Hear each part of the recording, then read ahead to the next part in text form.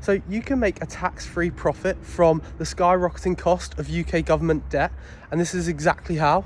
So government debt in the UK has hit a 27-year high, with the 30-year government bonds now reaching 5.75% in terms of the interest that they pay every year. So this interest comes in the form of a fixed coupon, and then at the end of the 30 years, you then get the full value of your bond back. So if the value of your bond that you were to buy increases in value, then you actually pay no capital gains tax on that UK government bond, but you would pay income tax on the coupon that you receive every year, which gives you that 5.75% investment return every year.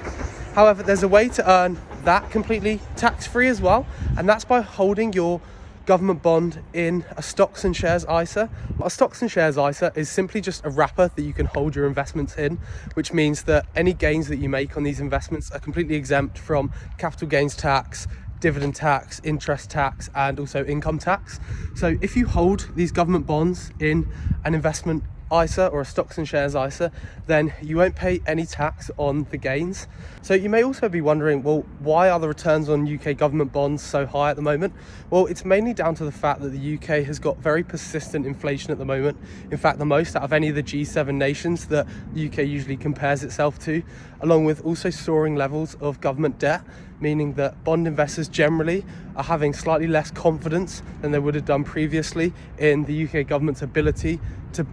pay back the money on their borrowings, and therefore